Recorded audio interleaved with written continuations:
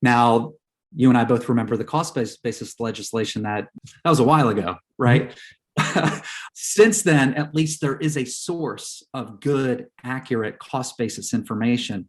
But to this day, we see situations where firms have layered on a portfolio management or rebalancing or trading system on top of a core system of record. We still see cases where firms do not have good or accurate cost basis and tax lot data when we're doing a conversion. So there's always something to delve into.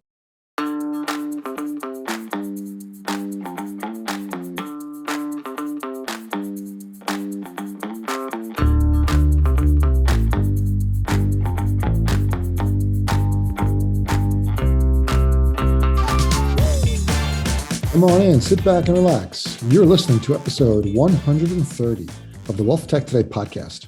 I'm your host, Craig Iskowitz, founder of Ezra Group Consulting. And this podcast features interviews, news, and analysis on the trends and best practices all around wealth management technology. Our theme for this month is organizing and managing client data.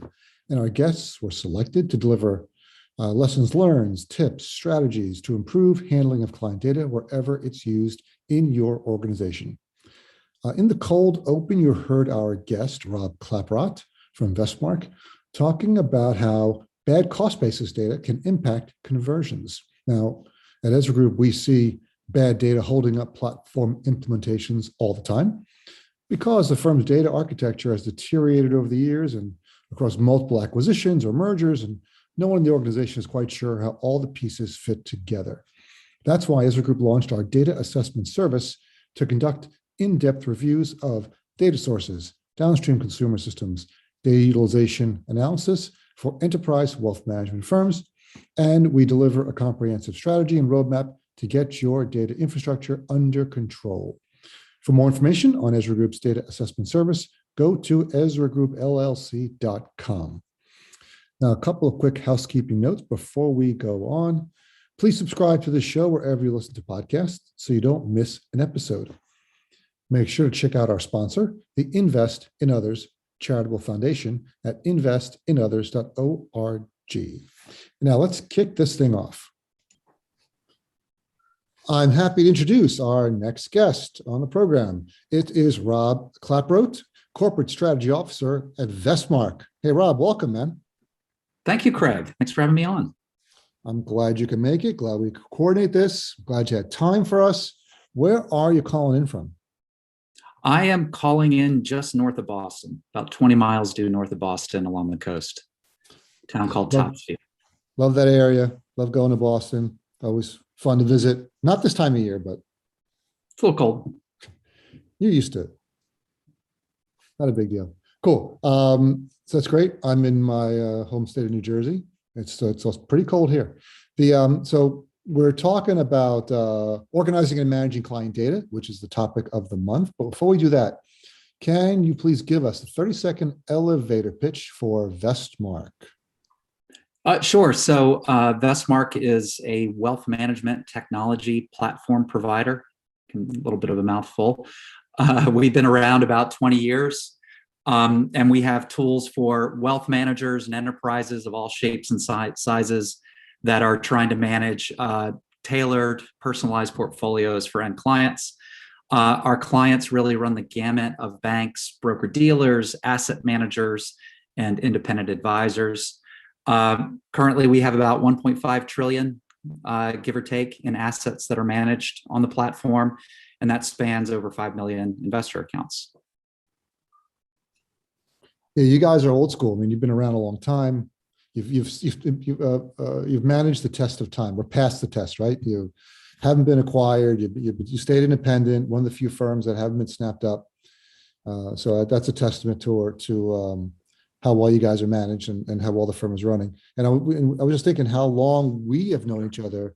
We met like in 2008, man, on a big insurance company project. That was crazy back then. I believe that is correct. And yeah, it was right around just before the financial crisis really hit. So that's always a mental marker. We won't say the name of the company, but it was a company that was way over their skis, and they were trying to build a whole new platform for themselves. with a million different things, a million different directions, and they wound up, taking a bath. Well, yeah, a lot of companies did at that time. I think they had the right idea, but some factors outside of their control really conspired against them. And what are you going to do? And what are you gonna do? One thing we that's part of any of these projects that we work on. We worked on a couple of different projects together on different sides. Usually, I'm working for one vendor and you're running Vestmark, but it's always interesting projects where they're looking to integrate something or coordinate it, and it all comes down to data, and the data is driving everything we do, right? Everything we do is driven by data. That's kind of why we had this topic. So let's start things off. Can you talk about how Vestmark approaches organizing and managing data? Do you have any company-wide policies for how to be organized? How does it work? Yeah, and thinking specifically about client information, as I mentioned the outset there, we've really grown up in the retail wealth management space. So ultimately, it's all about the end investor. And the firms we work with, they want to have a lot of investors, right? A lot of clients at the end of the day. So there's always an enterprise scale component to everything that we do and everything we think about. So as we think about client information and what we need to really support our clients, there's a few areas that we always hone in on in terms of what are the sources of the information that we need, how is it managed, how is it maintained, how do we make sure it's accurate and up to date. And at a very high level, again, there are a few sets of information that we think about. One, of course, is just the client profile information itself. Where's it coming from? We're not a CRM system, so we're never the source repository for that type of information. But we just need to be aware of where that information is held to make sure we can access information from the CRM system. So there's client profile information we think about. There are investment goals, risk tolerance, time horizon, things like that may influence the portfolios that are managed on our system. So that's always an area of consideration. Client investment preferences. We have grown up in the separately managed account world where client preferences, client customizations always come into play. So what are those investment preferences? How are they captured? Can we help our clients capture investor preferences to make sure that we understand how portfolios need to be tailored? Always an area that we think about. Taxes, clients' tax rates, capital gains budgets, any other tax considerations that might influence the trading and the portfolio activities that are happening on our system. And last but not least, our investment accounts.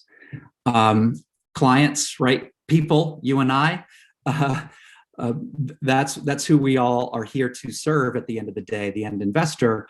But their holdings, their financial lives are kind of spread out in granular investment accounts.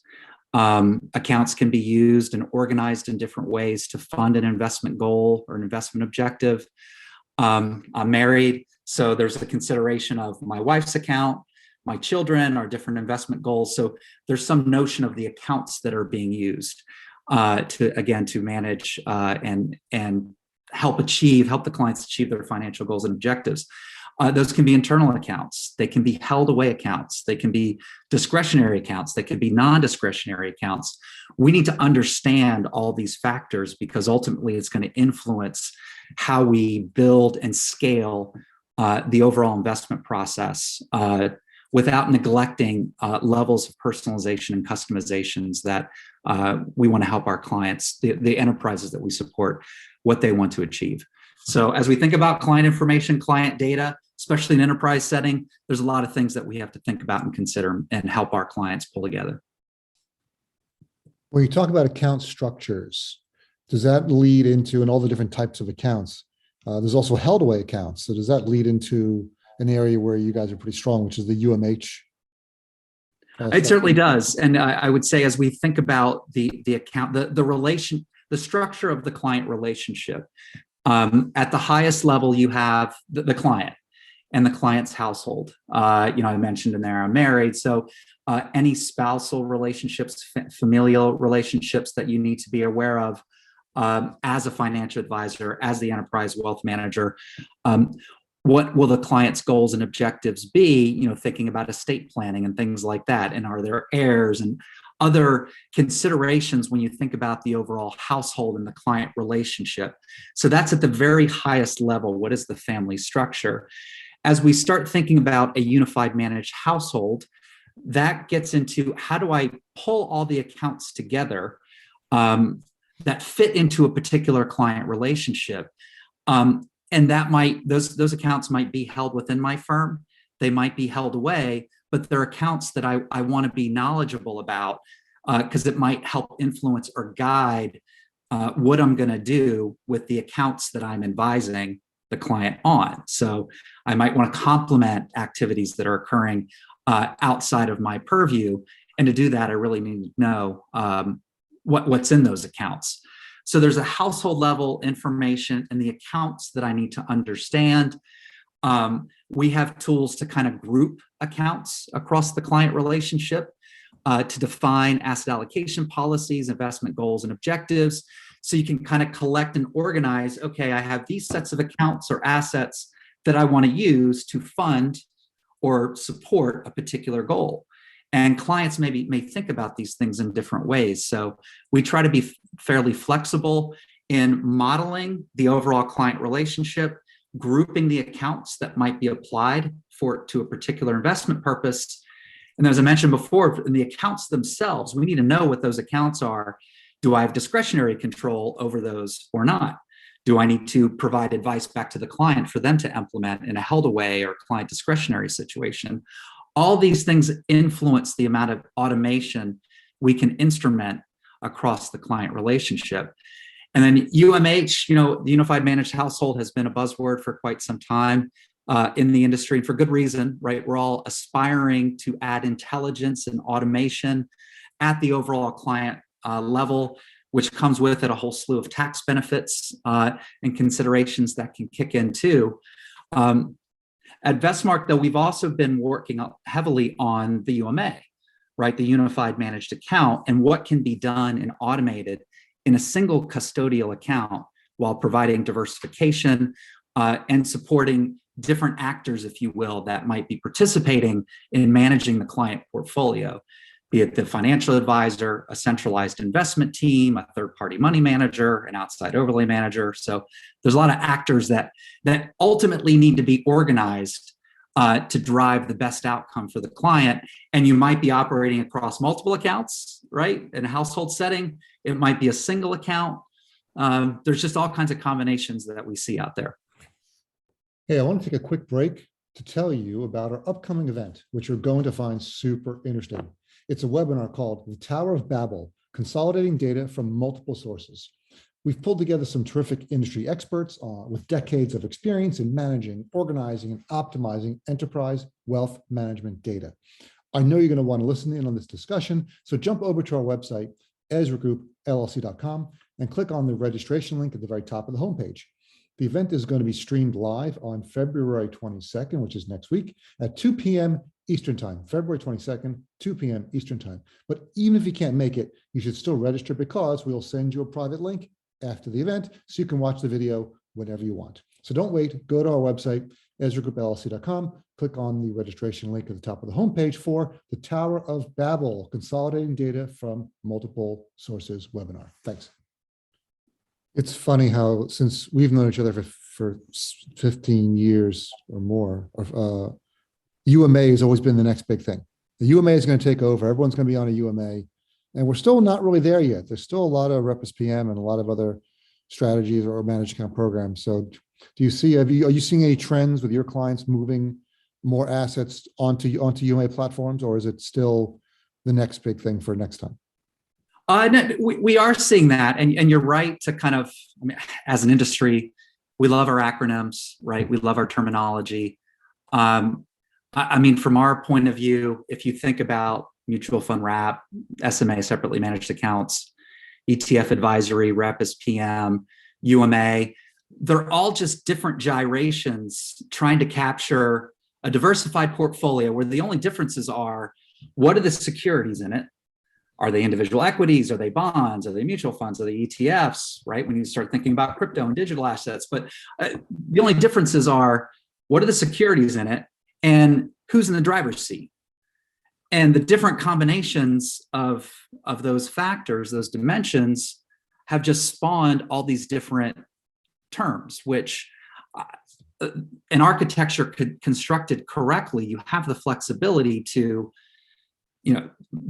build and support diversified portfolios using the investment vehicles that are best for the client situation, and with the actors being able to contribute to the alpha, to the returns, whatever it might be in the client situation, that is best suited for a given situation. So as we think about rep as portfolio manager and overlay, I would agree that the flows haven't been as strong as they could be in the UMA. I think primarily, well, a couple different reasons. One is compensation, right? There's always that factor. But a lot of people, I think, have mistakenly associated UMA with an advisor fully relinquishing control of the portfolio. And that doesn't have to be a true statement, right? So for some situations, for some programs that have been architected, that is true. The advisor has to give everything up, and some advisors are resistant to that. The way we've set things up is to, allow our clients, our enterprise clients, the home offices, to kind of figure out, all right, what is the right role of any given financial advisor in any given client situation? Advisors are people at the end of the day. Not everyone can be an expert in all things. So there has to be some balance there. So I think properly constructed, well, one, UMA, rep as portfolio manager, rep as advisor, they're all just kind of acronym, right? Put all those aside. What is the role of the financial advisor? How do you build and support a diversified portfolio? To me, that is a UMA. If you're bringing diversification, mixing equities with funds, pooled vehicles where they have their place, to me, that's UMA. I don't care if the advisor is in the driver's seat or somebody else, as long as it's appropriate for the client and the advisor is doing the right thing, and the home office, agrees with everything that's happening. I'd like to take a break from this episode to talk about one of our sponsors, the Invest in Others Foundation. The Invest in Others Foundation is a charitable foundation that helps charities which are supported by financial advisors. So if you know a financial advisor that supports a charity, either in the US or abroad, you can submit his or her name to the Invest in Others Foundation, to one of their programs, and they can be awarded money for their charity. The Invest in Others Foundation is running one of their programs right now called Grants for Good. The application deadline is next week, January 24th. So please submit your financial advisor, as you know, for this grant. I think they're awarding up to $100,000 in grants to a number of charities. So any person who works in the financial services ecosystem is eligible to apply on behalf of a nonprofit. Applications must be active, currently volunteering with the nonprofit, and you just fill out the form online, and you get a chance to get some money for these nonprofits. I've been honored to be a judge in some of these programs, and it's really tough. We have to look at 10 different charities and decide, and their advisors who help them, and decide which ones to get the money. It's really hard. So the more money that you donate to Invest in Others, the more of these grants we can give. It makes it easier for us to pick because we'll have more money to spread around. So please go to the Invest in Others Foundation, investinothers.org on the web. You can learn more about them. Thanks. So next question. Everyone loves hearing about other firms' problems. We kind of enjoy that, hearing how other firms have made mistakes and how we can avoid those. So can you share a few examples of big problems you've seen at current clients or past clients, no names of course, that were due to poorly organized or managed client data? Yeah, we have seen a lot of things over the years. We've seen a lot. We have seen a lot. I will say, some areas have gotten better. Like for the longest time, we were seeing just horrendous tax lot information. And I'm not even talking about in the trading systems that might not even be the core system of record. The systems of record themselves did not have good cost basis information. Now, you and I both remember the cost basis legislation that, that was a while ago, right?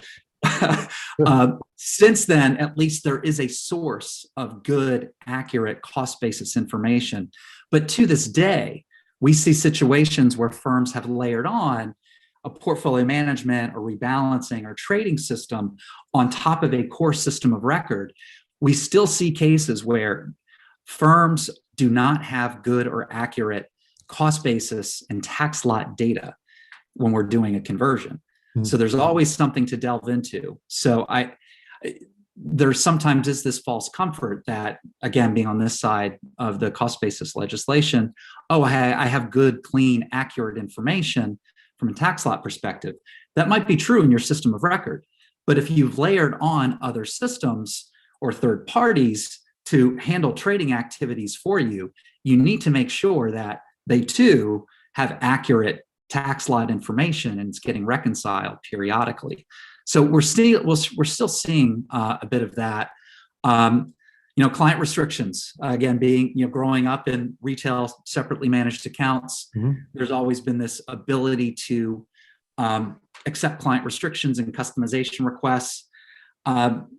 There are some approaches, some systems out there where it's free-form text to describe or capture client restrictions. There are data entry errors, right? People flat finger information all the time. It's easy to do. So we still see cases where restrictions have been misentered, miscalculated, misapplied, or they're not being monitored. So there's a range of situations we've seen out there regarding client customization requests, either not being accurately captured or not being fully implemented and adhered to over time for whatever the reason might be. The other area I guess I would raise, at least from a conversion point of view and a data hygiene point of view, are performance composites. Everyone is convinced they have super accurate performance composites, and it's not always true, I'll just say. And it's a lot of things have to come together when you start talking about performance composites and membership, especially in a retail setting where you have cash flows, occurring at any time. You have client customization. So there's enough unique aspects occurring in a retail managed account setting where there's just a lot to manage and maintain and monitor to have accurate performance composites. And we don't always see fully accurate performance composites as part of conversion. Are you talking about manager composites or account composites? They tend to be, you can think of them as strategy composites. So it might be tied to a third-party manager. It might be tied to an internal strategy that you want to market the performance of. Mm-hmm. Anytime you start thinking about a consistent strategy that's being implemented and you want to market it and put performance information regarding that strategy out there, call it what you will, right? But you want really a GIPS compliant performance composite backing up any stated numbers that you have. And again, we just see issues when it comes to managing those composites over time. So they think their composites are accurate, but they're wrong because their data is not clean, or for other reasons? It's usually for other reasons. And there are different types of composites, right? You might have an overall composite that is capturing everything, every single account that's tracking a particular strategy. Those are usually fine. It's the ones where, due to client activities, the CFA will allow you to exclude certain accounts for periods of the performance time period. And it's those situations where accounts aren't accurately moving into and out of the composite for whatever reason. And that's where that version of the composite calculation is off. Now, is it material or not? That varies. Do you restate it or not? That varies. So a lot can go into it. But performance composites remains one of those areas where, again, there's just a lot to track and maintain. If you're not doing it in an automated way, it just gets messy. So working backwards from our list of horrendous problems, what are some of the best practices that you can share around client data? So let's talk about composites. So what are some best practices that firms should use to make sure their composites are accurate? Sure. The single biggest thing there is take a rules-based approach to managing composite membership. So what are your rules regarding cash activities? So, cash flows. If there are large flows into or out of an account, define those thresholds and then make sure you have a rules-based system to monitor account activity and automatically move client accounts into and out of the composite. Same with restrictions. Client restrictions can have an impact on the portfolio's performance, positive or negative, frankly, depending on the threshold of that restriction and its impact in allowing the portfolio to track your, say, optimal strategy, your ideal strategy.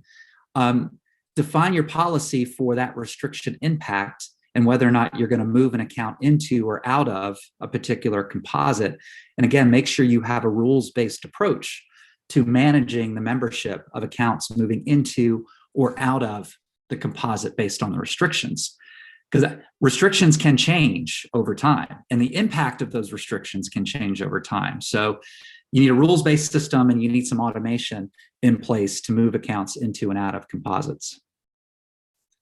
And then in the other areas, back to some of the tax lot data, which we continue to see, you should, to me, it should go without saying, you should be reconciling cost basis and tax lot data, full stop, right? If it's moving around, if external systems outside of the core system of record are relying on that information, you should be reconciling that data. Especially if you have, in a retail setting, you have taxable accounts. The tax lots matter. The cost basis matters. You might be marketing and providing tax-aware or tax-optimized services. And if you don't have good tax lot data, how do you know the intended trades, the intended outcomes for clients from a tax perspective that you want to happen are indeed happening? So you got to be reconciling that data, full stop. Reconciling is always good advice. Telling firms you got to reconcile at least daily is a great time to do that. It's good advice. Certainly for tax lots and other things. Back to the restriction example, right? And thinking about other just client information. It's just good practice to reconcile or synchronize all the client information that you have periodically. Now, not everything needs to be done daily. You need to think about the frequency that particular sets of information may be changing and the impact of the risk to the firm in having bad information. If you miss an address update, maybe you mail an envelope to the wrong place. I guess there's a Graham-Leach-Briley consideration there. So maybe you should, right? So all this stuff has an implication, but because we're so close to trading in particular, that has to be daily, right?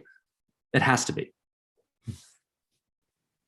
So what are some tips or strategies around organizing and managing client data you'd recommend that other firms implement now? So you go into a lot of companies, you see what they're doing, you do your discovery, you find these problems. So before you even get there, what are some things that enterprise wealth firms could be doing now to get their client data in order? Well, as we think about it, what they could be doing now, we just touched on the biggest one, reconciliation.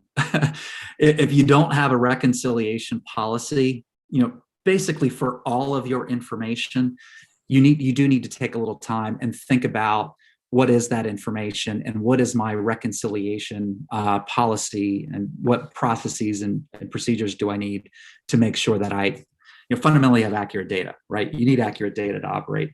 So if you haven't done that across the board in a macro sense and even in a granular sense, especially again, as we think about trading information, you should do that immediately.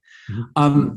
The other thing, as we think about organizing client information and what firms can be doing now, I talked a little bit about UMAs, earlier. If you don't have a sleeve level system of record, I would recommend that you implement one now.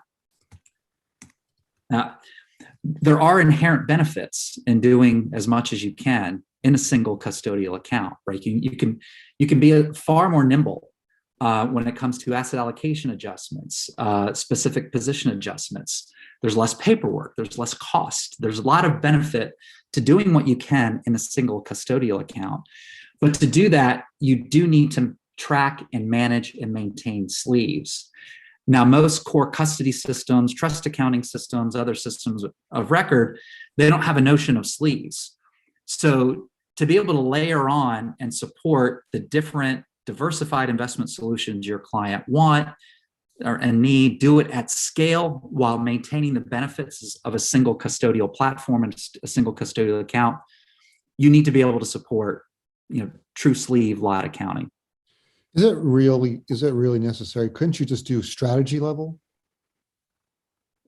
Well, you could, but then some things break down. So, I'll give you a scenario. Because most firms do put a one strategy per sleeve anyway. So what's the difference? Well, so you have strategies. Some of this is vernacular. As I think about an asset allocation policy, I want a diverse portfolio. Mm-hmm. I might have an equity manager. Maybe I'll let my advisor manage some funds or ETFs in a particular sleeve. And I have a fixed income manager. I want a custom bond portfolio or sleeve within, again, a single custodial account. Mm-hmm. You need to diligently track the exact holdings, the exact cash balance, as well as the access controls for who can do what in each portion of that broader portfolio. So when you start thinking about how do I coordinate the activities between an external equity manager, what the advisor may be doing, and a third-party fixed income manager, they all need to make sure little things or not so little things like cash that they have to support their portion of that portfolio is accurate and synchronized and isn't going to slosh around underneath them. So we see constantly firms will they have a half-baked approach to trying to manage sleeves. And it might be at the asset allocation or the sector level or by style. And cash is one of those hairy little things that doesn't neatly conform to that type of hack, if you will, in trying to support a UMA. And things very quickly break down once you start trying to coordinate trading activities, tax optimization, thinking about fixed income strategies, right, where it might take time to move into or out of a position. If cash is sloshing around, you have you have very little ability to coordinate all the trading activity. The other point I would say on all this, back to kind of Gibbs composites, right? Now, when it comes to performance and performance measurement, you may not necessarily need to or want to put a sleeve level performance return in front of your own client. Maybe not even the financial advisor, although most financial advisors tend to want to know how a given manager or strategy that they've slotted into a portfolio is doing. So client, that's up to you, right? The advisor, probably. But your manager research and oversight team, they should know exactly the quality of the input that they're getting from their third-party manager partners. Mm-hmm. How do you do that if you're leveraging third-party manager strategies in UMA and you can't accurately track and measure the performance of the sleeves where their strategies are being used? And if cash is sloshing around, little things like cash, you fundamentally can't do it. So I would say from an oversight perspective, thinking about home offices, it's table stakes. The other audiences, the other actors in the UMA process, the advisor, I would say, yes, should know. Client, that's a firm decision. And there you go. What about, so we were talking a little bit earlier about data quality. So is there some generic recommendations you have for firms about how they can better manage their data quality? Yeah, well, we already talked about reconciliation. Generally speaking, and I think most enterprises, if not all enterprises, the large firms that we walk into already have this philosophy. You really should be only entering and capturing new information once, right? So whatever your core system of record is for the piece of client information, be it a portfolio, client preferences, the CRM, a planning tool. Only capture that information once, and then make sure it can be published downstream to any other systems, audiences, et cetera, that might need it. And make sure you can only edit it in one place too. So I talked before about, we touched on UMHs and unified managed households and household groups and things like that. Wherever we can source household information, even household and account group information from an external system, that is our preference. That said, because some of these concepts are unique to what we do, we have tools to help clients define what an account grouping methodology might be, again, tied to an investment goal or something like that. So you have this issue of, well, now I'm editing, account group information. So make sure that when you're sourcing information, managing information, you capture it once, publish it wherever it needs to go. Only make sure you can edit it in one place. Otherwise, you run the risk of discrepancies. You can lose, versions can kind of run amok. So only have one place to capture and edit information, whatever it is, I would view as an overall best practice. And then beyond that, from just an overall architecture point of view, and some of these are just fundamentals and should go without saying, but I'll say them anyway. We've harped on reconciliation. So make sure your data is accurate, whatever it is. Make sure it's timely.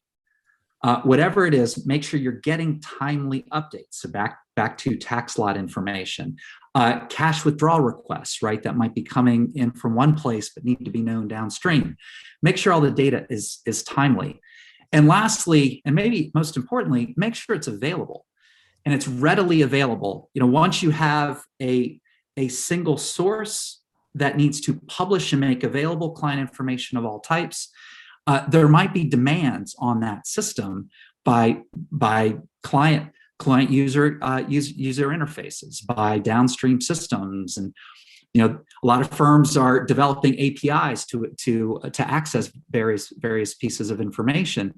Those APIs can get slammed, so you need to be mindful of making sure information is readily available so it doesn't impact the client experience or the downstream function or process.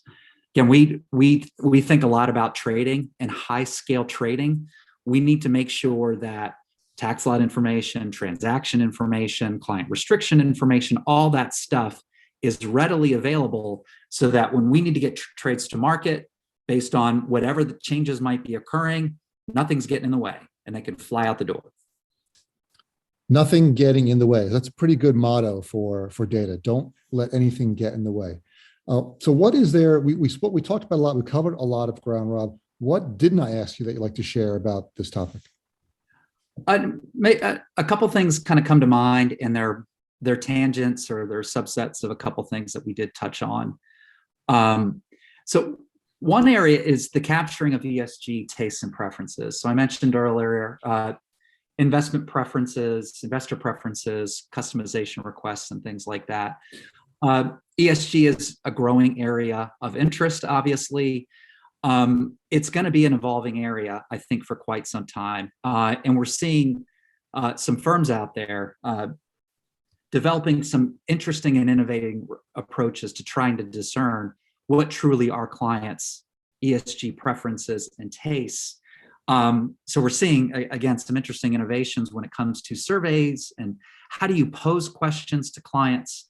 You need to do some A/B testing, right? This is a whole area of behavioral science, right, and other industries that we're starting to see applied when it comes to ESG tastes and preferences. So firms need to be thinking about that.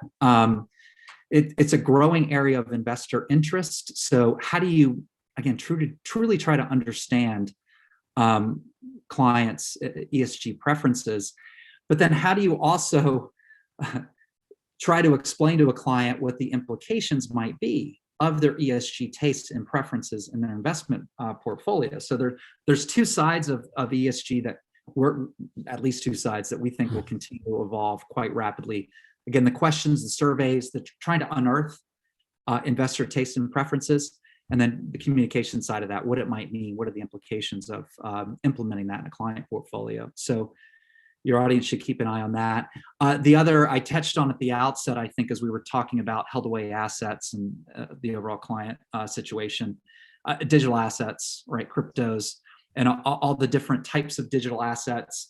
There are proliferation of digital asset types, custodians, exchanges, sources really to pull all this information together. So from a data architecture point of view, the clients we work with, the wealth managers, they're striving to maintain a holistic view of the client's wealth picture.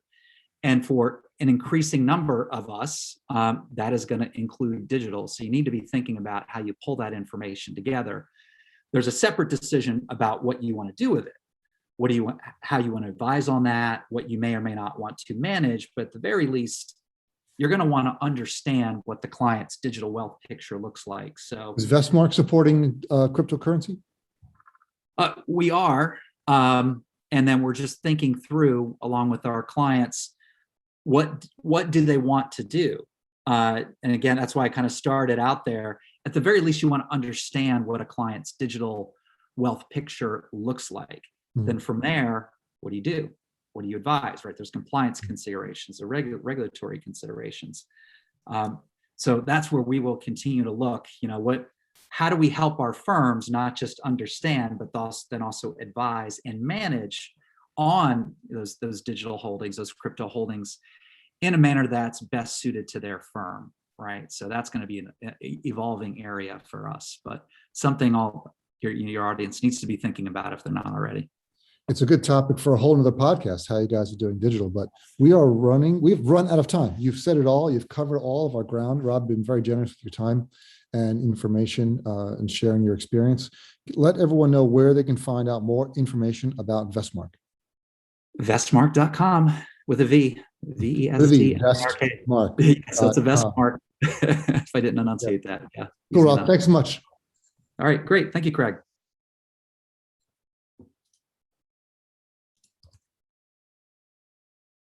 Hey, it's Craig again. Here are my top 3 takeaways from this episode.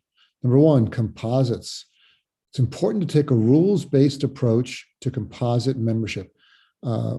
Make sure you have cash flow thresholds and build an automatic system or set up an automatic system, get a vendor that does this so you don't have to manually move accounts in and out of composites. That's just a recipe for disaster. Layering a portfolio management system on top of your system of record, as Rob mentioned, that's what most firms do. Most firms don't just use their system of record, which is usually the custodian, as their only tool for portfolio management, unless they're really, really small. Or there are some portfolio management systems that don't do shadow accounting, don't have overlay, and just wipe and load every night the custodial files. So in that case, it's really not layered. But if it is layered, if it's got shadow accounting and overlay, you need to pay attention to your cost basis data, as Rob mentioned. And the 3 points Rob mentioned towards the end of the interview: data, make sure your data is accurate, timely, and available to the right people, available to the right parts of the organization, and timely and accurate. Important to get your recon done diligently on a daily basis. Back to our data assessment, document all of your sources. Take some time to do that where things have changed in your organization over years. So look for all your data sources in each area, whether it's performance measurement, billing, performance reporting, investment analysis. Look at all the downstream systems that are taking advantage of that data, document all those. Look at the data utilization. Which systems are using what data? Is there any duplication? Do you have the same sources feeding multiple, or is the same data duplicated across multiple sources, and you can possibly get rid of something that could save you some money and reduce the complexity of your systems, and look for where you can optimize. And there you go. That's it for this episode. You've made it to the end. Thanks for sticking with me all the way through. Please go to our website, EzraGroupLLC.com, scroll to the bottom of the page, and sign up for our newsletter. Once a month, you'll receive an email chock full of wealth management goodness, news, analysis, links, all kinds of stuff. You will not be disappointed. Thanks for listening again, and talk to you guys all next time.